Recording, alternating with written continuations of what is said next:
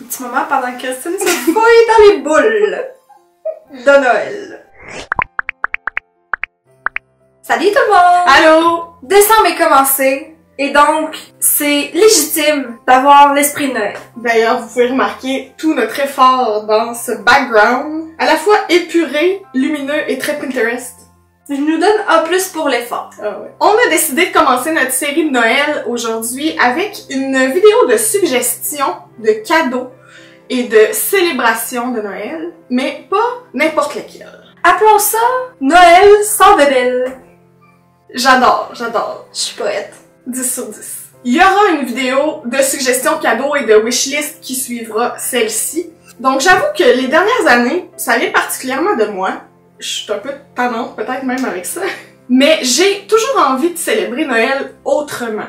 Est-ce que ce serait parce que la maison que j'habite depuis presque 7 ans est pleine? Sur 3 étages de bébés? Peut-être. En fait, je pense que tu viens de t'en rendre compte parce que tu commences à faire de la place pour le bébé.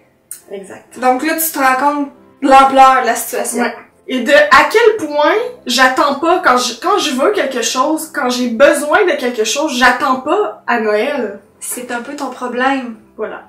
Puis mon travail dans des écoles en milieu défavorisé m'a aussi amené à voir à quel point Noël, c'est pas juste une liste de cadeaux. Il y a des gens qui auraient bien plus besoin que moi de recevoir tous ces cadeaux que je reçois année après année, puis qui pourraient vraiment être plus reconnaissants que moi, plus contents, plus en profiter. Donc on va vous faire des suggestions pour comment offrir autrement, comment célébrer autrement aussi des activités qui font changement et qui font une différence dans le milieu.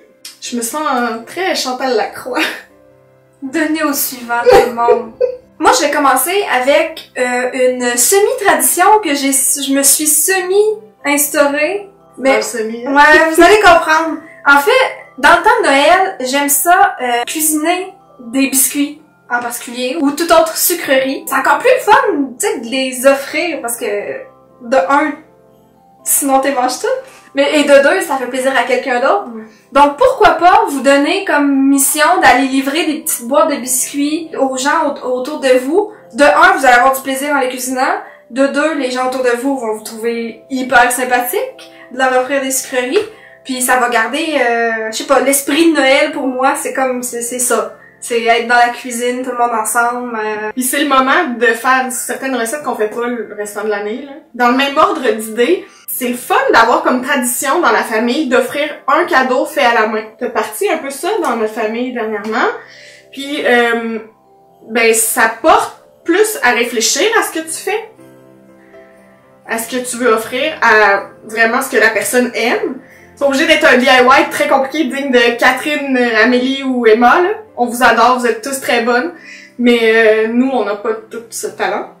Mais il y a des choses très faciles comme, justement, tu parlais de biscuits, mais ça peut être toutes sortes de sucreries que tu fais dans un emballage, que tu fais toi-même. C'est plus personnel, puis ça évite de se ramasser avec des bébés, encore une fois.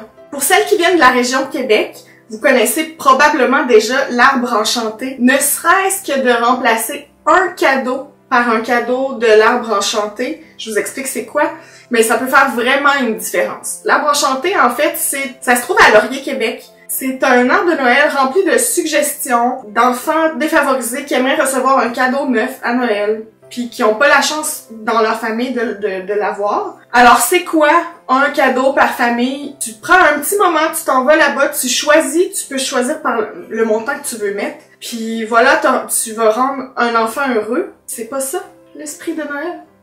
Comme c'est beau. J'entends déjà les grelots au loin.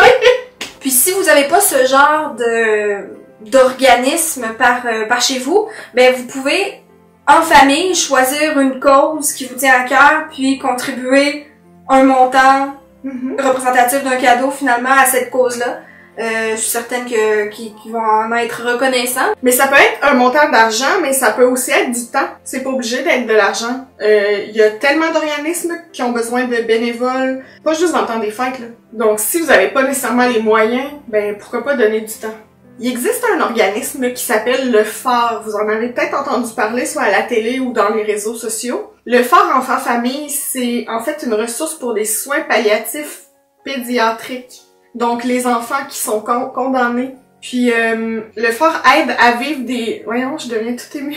Ils ont une maison, mais ils offrent aussi du répit à domicile pour les familles qui sont touchées par ça. Ce qu'il y a de merveilleux, c'est que tu peux offrir ta fête en cadeau. Tu pourrais offrir ton Noël en cadeau, par exemple. Et c'est très facile, tu te crées un profil, puis tout le monde qui voudrait t'offrir un cadeau pour ta fête ou pour Noël peut plutôt contribuer à ça.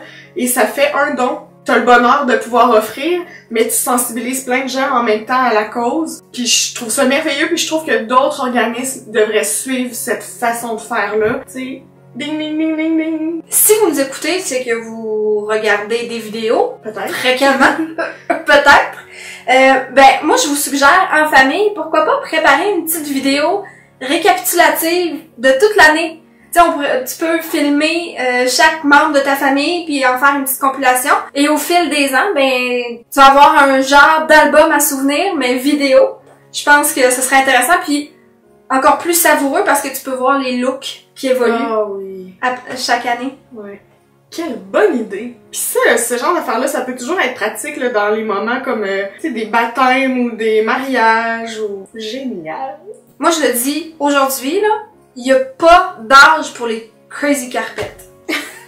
Pour vrai, organise-toi une journée plein air, tu sais, mettre ta vraie grosse soute que t'as l'air du bonhomme Michelin, sortir tes patins, ton traîneau, ton crazy carpet et aller dehors. Comme en enfance. Pour vrai, pourquoi on arrête de faire ça? C'est ça aussi l'hiver et les joies de l'hiver. Cette année, je vais passer mon tour, mais l'an prochain. Ben l'hiver, ça va pas fini. Si vous êtes genre à ne pas pouvoir vous empêcher à offrir des cadeaux, mais que vous voulez réduire peut-être le nombre de bébelles à acheter, il y a d'autres solutions. Privilégiez les expériences plutôt que les choses. Des cours de cuisine, des spectacles, des massages, des traitements de beauté, des cours de loisirs. Ce sont des choses qu'on n'ose pas s'offrir nécessairement, mais qui font de super bons cadeaux. On a parlé du fait maison aussi, c'est toujours une bonne idée, mais c'est pas obligé d'être des choses qui se mangent, ça peut être des produits, beauté, des DIY, beauté, toutes sortes de choses comme ça. Mais il y a aussi une solution à laquelle on pense peut-être moins, mais c'est un cadeau virtuel. C'est-à-dire payer peut-être un abonnement à une revue que vous savez que la personne adore ou pourquoi pas un abonnement pour Netflix par exemple, quelqu'un qui est pas encore abonné. Spotify, ou aussi un petit luxe qu'on se paye pas, mais pour recevoir ça, moi je serais bien contente. Absolument. Ou encore tout simplement des cartes de téléchargement pour iTunes par exemple. Puis encore là, si tu veux pas dépenser des sous mais que t'as un talent, ben fais-en profiter ton entourage. Par exemple, si t'es excellente, mieux que moi en manucure, pourquoi pas en offrir à tes cousines lors du party de Noël, à ta mère, à tes proches.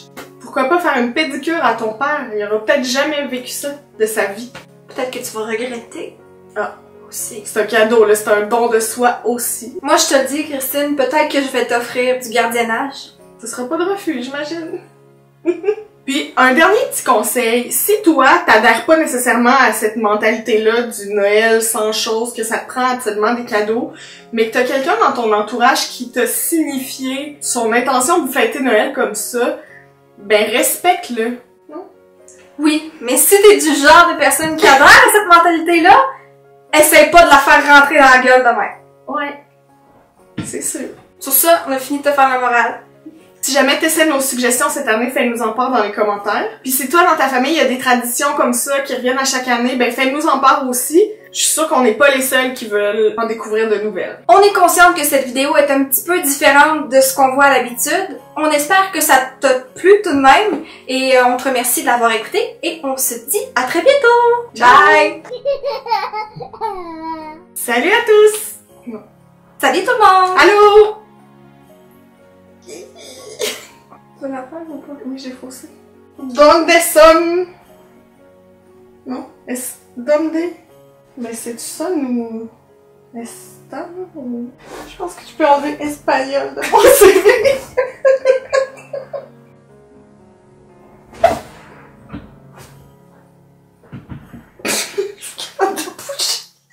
Je suis en révolte. Qu'est-ce que? Passez 1000 ans faire un décor de Noël, le cacher avec mon gros corps. Bon ben, fin de la vidéo. Je te jure, à mesure que mon pubis s'agrandit, mon cerveau